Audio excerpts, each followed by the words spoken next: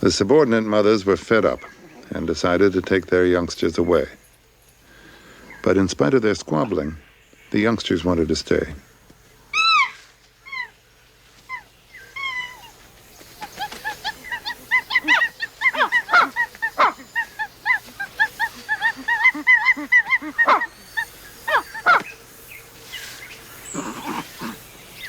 Each mother had her own means of removing a recalcitrant offspring.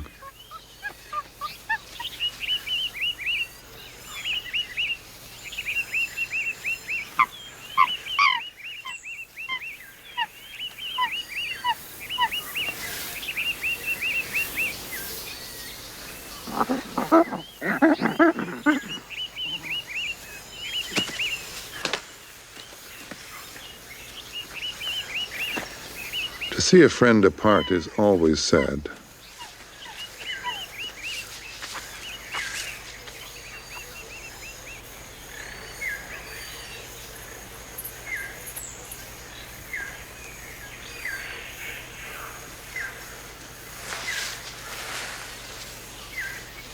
Finally, the last reluctant youngster was dragged off.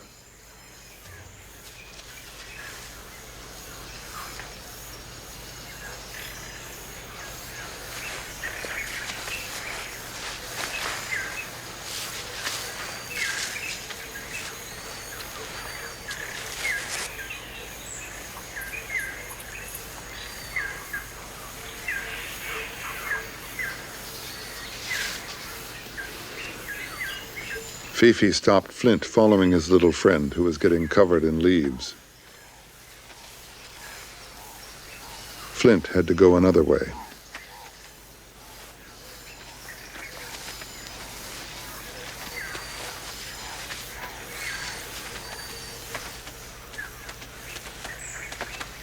Figgin never helped discipline Flint.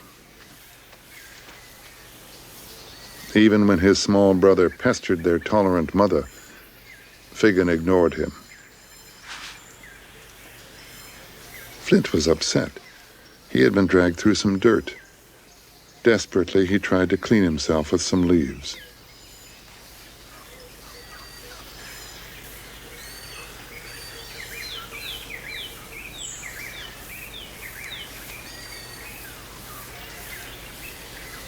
The family relaxed, little realizing there was trouble in the air.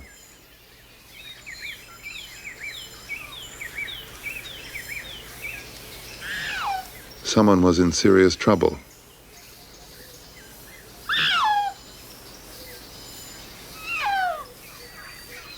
Flo and her family were worried.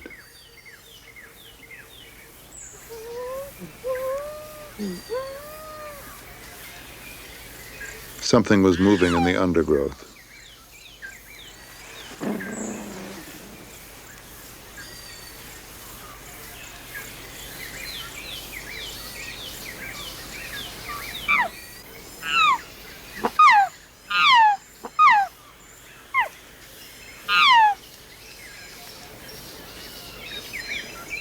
It was Baldy McGregor.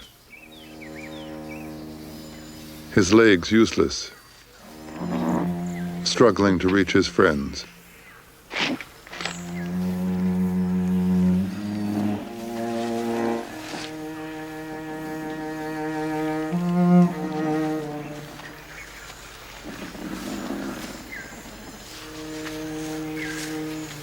His skin was raw, but apart from that, he did not seem to be injured.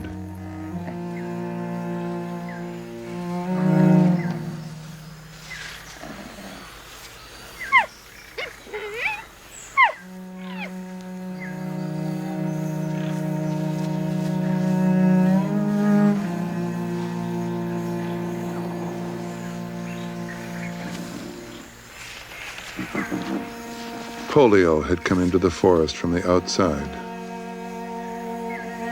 carried by men.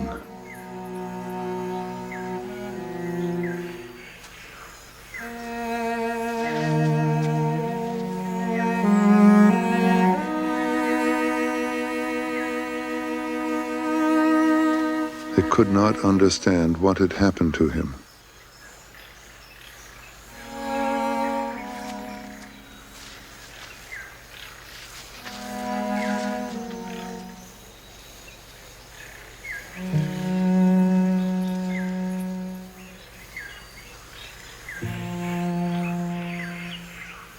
Mortally afflicted, gentle Baldy McGregor could not survive. Fifi discovered he was not the only victim. A young male had suffered a paralyzed arm and weak legs.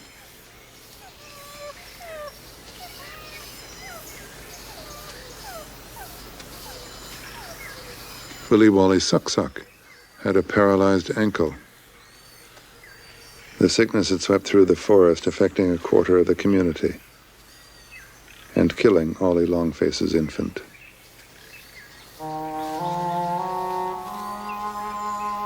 She seemed incapable of accepting the death.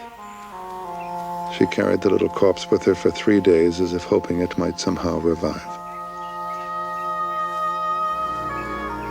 Gilka would not have a playmate after all. To make matters worse, she had a semi-paralyzed wrist and would never pirouette again.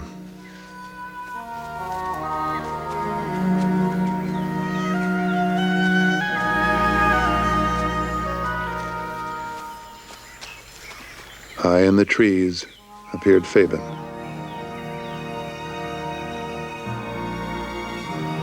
Flo's family was not to go unscathed.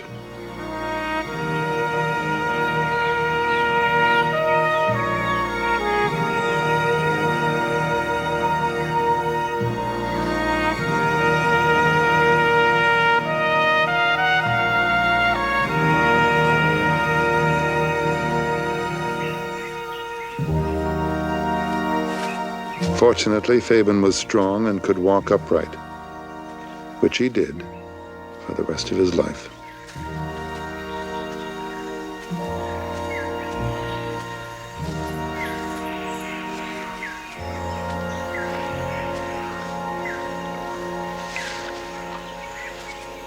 Flint was too young to understand the tragedy.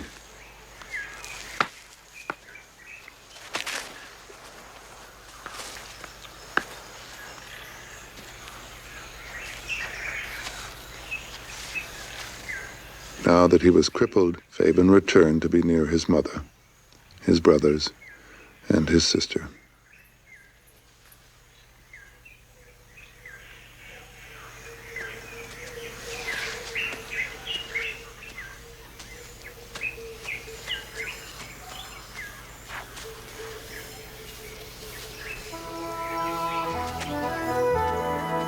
He became like a youngster again, often playing with Flint.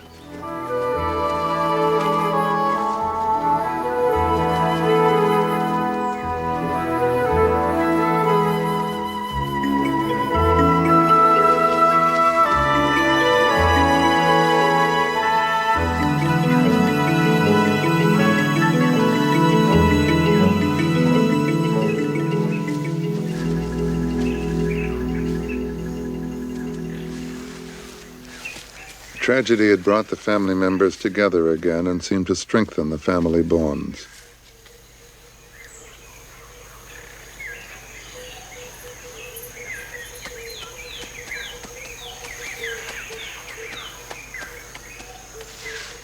This did not mean that Figgin stopped competing.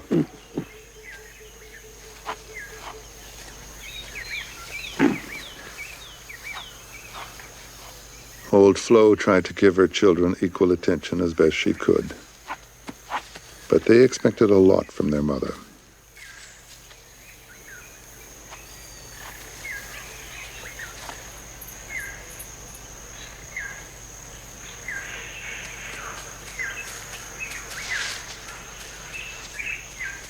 Flint was spoilt the most. He always demanded immediate attention from his tolerant mother.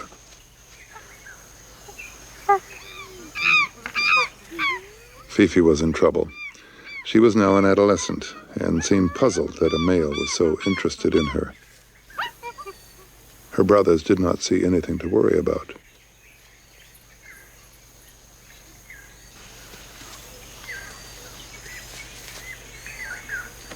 Flo and Flint tried to help Fifi, but at first they were unsuccessful.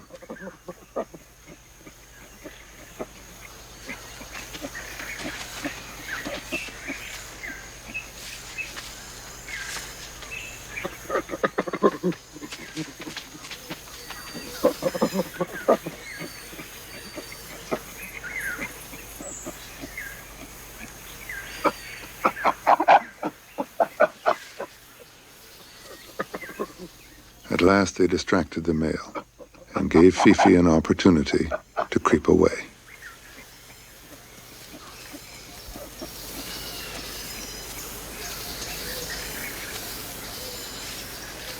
The family was changing. Fifi would soon discover she liked males after all. Fabian and Figan had become friends, but Flint still acted like a baby.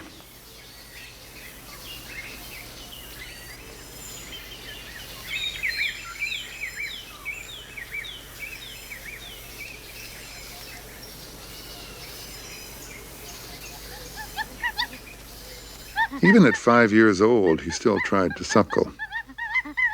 Flo's milk was drying up. This frustrated Flint, who seemed convinced she was withholding it on purpose.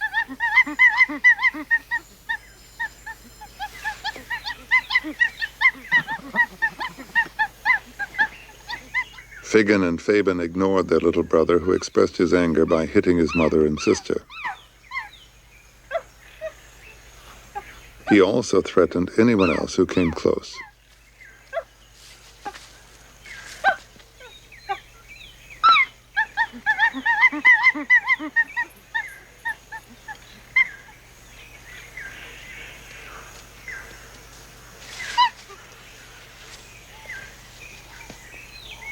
The others dared not retaliate. Flint was the youngest son of the dominant family.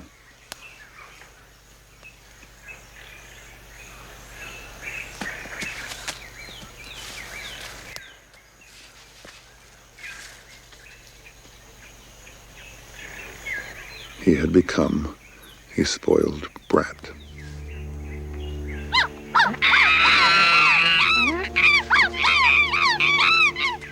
All the other chimpanzees were driven away. Figan watched as his little brother went to Fifi, giving her the rough end of the stick.